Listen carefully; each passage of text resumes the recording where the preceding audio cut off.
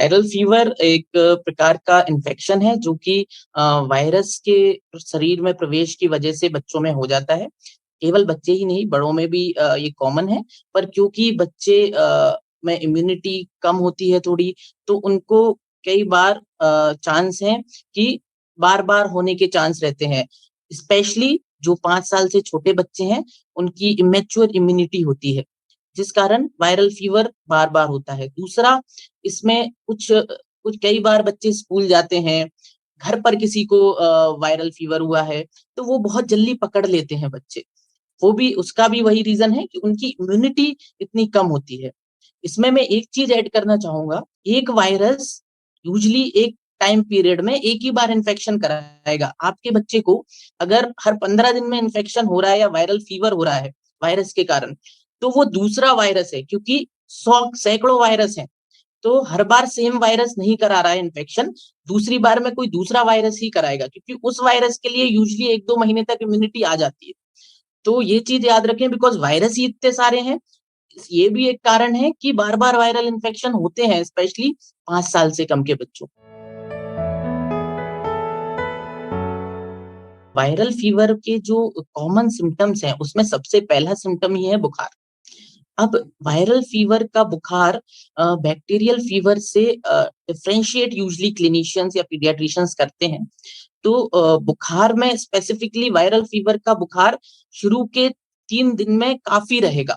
Even degree वो 103 तक भी जा सकता है।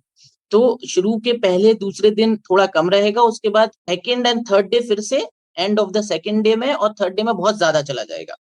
दूसरी चीज़ होती है, जो वायरल फीवर में जो बुखार आ रहा है, उसमें बच्चा आपका प्लेफुल रहता है, ऐसा सिक नहीं लगता। जब बुखार आएगा तब थोड़ा बहुत बच्चा सुस्त होगा, उसके बाद फिर तुरंत जैसे ही आपने दवा दी, बच्चा खेलने लगेगा। तो ये वायरल फीवर का कैरेक्टरिस्टिक होता है। बाकी एज़ सच फीवर में कुछ नहीं है। कई बार ऐसा होता है वायरल फीवर में भी चिल्स आ जाते हैं, जो कि मलेरिया में आते हैं, जो पहले बोला जाता है स्टैंडर्ड मलेरिया में ठंड लगती है। तो ऐसा नहीं है, वायरल फीवर में भी लग सकती है। ठंड लगना बुखार की डिग्री को बताता है। 103, 104 बुखार आएगा तो ठंड लगेगी। तो ये एक इम्पोर्टेंट चीज़ है कि वायरल फीवर भी बहुत तेज़ फीवर करा सकते हैं। ऐसा नहीं है कि हमेशा माइल्ड ही रहेंगे। डेंगू आप देखिए, डेंगू का जो फीवर है वो बहुत तेज़ होता है। कमर तोड़ फीवर इसलिए ही बोलते हैं कि बहुत तेज़ होता है, पूरी शरीर में दर्द होने लगता है। तो फीवर की डिग्री से नहीं, बल्कि फीवर के बीच में बच्चे का स्टेटस क्या है? क्या वो खेल रहा है? क्या वो प्लेफुल है? वो ज़्यादा इम्पोर्टेंट है, वो इंडिकेट करता है वायरल फीवर। यूजुअली 2-3 टाइप को अफ़ेक्ट करते हैं, 2-3 सिस्टम्स को अफ़ेक्ट करते हैं वायरल। जैसे सर्दी-खाँसी वाला वायरस आपकी नाक वाले सिस्टम और गले वाले सिस्टम को ज़्यादा अफ़ेक्ट करेगा।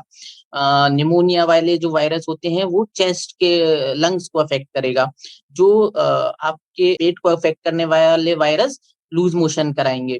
और कुछ वायरस स्पेसिफिकली डेंगू टाइप, ये बहुत तेज़ फ़ीवर कराते हैं।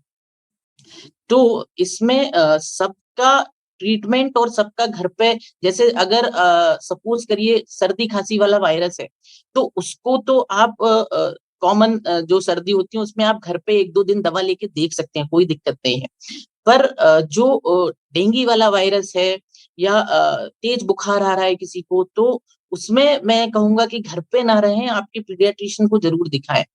नॉर्मली 80% ऑफ द टाइम जो सर्दी वाले वायरस होते हैं, 2-3 दिन में बुखार चला जाता है। आप घर पर ही पैरासिटामोल का डोज़ ले सकते हैं, लेकिन अब इसमें एक और कैवेट है कि इसमें पैरासिटामोल का डोज़ गड़बड़ ले लेते हैं लोग, या तो बहुत ज़्यादा ले लेते हैं या कम ले लेते हैं। तो एक डॉक्टर के टच में रहेंगे तो वो स्पेसिफिक डोज़ आप ले लें। आजकल तो मोबाइल फ़ोन का ज़माना है, तो सब अपने डॉक्टर से कंसल्ट करके पैरासिटामोल का डोज़ ले सकते हैं।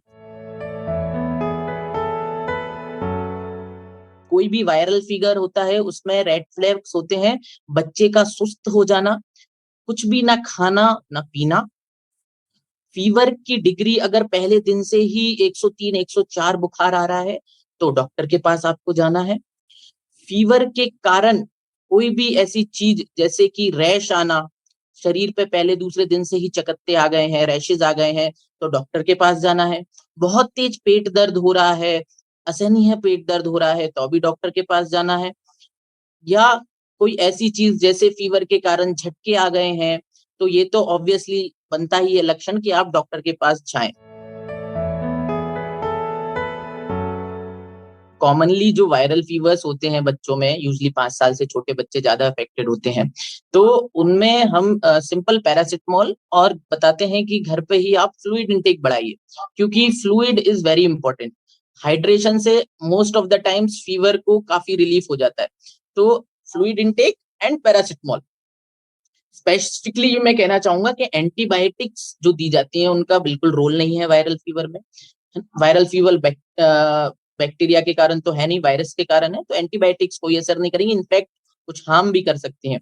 तो एंटीबायोटिक्स का रोल नहीं है, केवल पैरासिटामॉल एंड पानी पीना, यही मेन स्टे ट्रीटमेंट है वायरल फीवर का। और अगर आप घर पे हैं तो गीले कपड़े से आपके बच्चे को स्पॉन्ज भी कर सकते हैं, पूरे शरीर को स्पॉन्जिंग करें। वो एक घर पे जब आपके पास कुछ नहीं है, पैरासिटामॉल भी नहीं है, तो एटलीस्ट प्रिलिमिनरी आप वो कर सकते हो। कोई भी फीवर, स्पेसिफिकली वायरल नहीं, आप कपड़ों से बच्चे को मत ढकिए। क्या होता है, घर पे अपन रजाई उड़ा देते हैं या कंबल उड़ा देते हैं, फीवर आया, ठंड लग रही है, तो ये बिल्कुल गलत है। आप नॉर्मल मिनिमल क्लॉथ्स में रखिए, सिंपल क्लॉथ्स, गर्मी है तो बिल्कुल हल्के क्लॉथ्स, ठंड है तो जो उस समय के क्लॉथ्स हैं, स्पेशली जब फीवर आया है तो आप क्लॉथ्स हटा दीजिए, नहीं तो वो और बढ़ेगा और दिक्कत होगी, उससे आराम कुछ नहीं होता।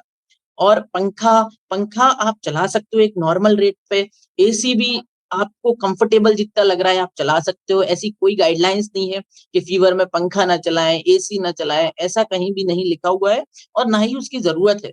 आप तो बच्चे को हाइड्रेट करिए, पैरासिटामॉल दीजिए और नॉर्मल क्लॉथिंग रखिए, उसी से ही वायरल फीवर ठीक हो जाता है। वायरल फीवर का सबसे मोड ऑफ स्प्रेड, जो फैलने का तरीका है, वो सबसे सर्दी और खांसी वाले वायरस एक दूसरे से ही जाते हैं। स्पेसिफिकली जब स्कूल्स में होते हैं बच्चे, एक बच्चे को खांसी सर्दी है, तो वो दूसरे बच्चे को बहुत चांसेस हैं कि वो देगा ही। अब उसकी इम्यूनिटी पे डिपेंड करेगा कि उसको वो अफेक्ट कितना करेगा।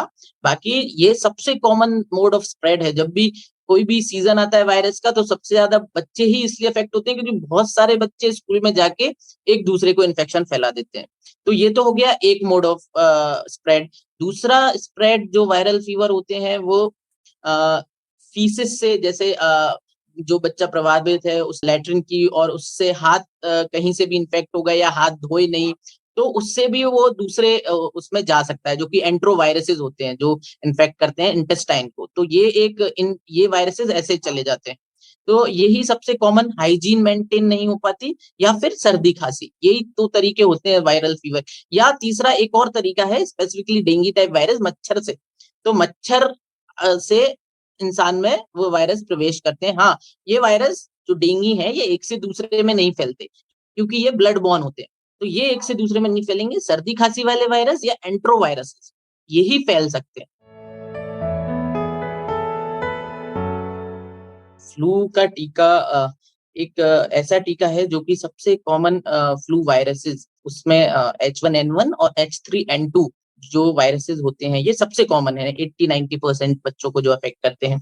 तो इन्हीं के लिए बनाया गया है और ये टीका काफी असरदार है। इससे ये होता है कि आप केवल एक ही फ्लू का वायरस से बच सकते हैं। वायरस तो बहुत हैं, तो ऐसा नहीं है कि आपको सर्दी खांसी नहीं होगी, लेकिन हाँ, जो मेजर वायरस रिस्पॉन्सिबल है उससे आप बच जाएंगे, फ्रीक्वेंसी कम हो जाएगी, है ना। और भी वायरसेस हैं जैसे निमोनिया कराने वाले वायरसेस। तो वायरसेस बहुत हैं, पर एटलीस्ट जो प्रिवेंशन अपने पास उस समय के लिए है वो जरूर लेना चाहिए, स्पेशली 5 साल से छोटे बच्चों को, क्योंकि उनकी इम्यूनिटी कम होती है। तो फ्लू वायरस का टीका बहुत ही अच्छा टीका है। इवन सरकार कई जगह उसको रिकमेंड करने वाली है, अपने गवर्नमेंट इम्यूनाइजेशन में लाने वाली है, और वो जरूर लेना चाहिए। बचाव करने का तरीका है कि आप जिसको भी वायरल फीवर है उससे दूर रहें, मतलब ड्रॉपलेट इन्फेक्शन ताकि ना हो। और जितना दूर रहेंगे उस समय के लिए जब तक इन्फेक्शियस है बच्चा, वही सबसे अच्छा बचाव है।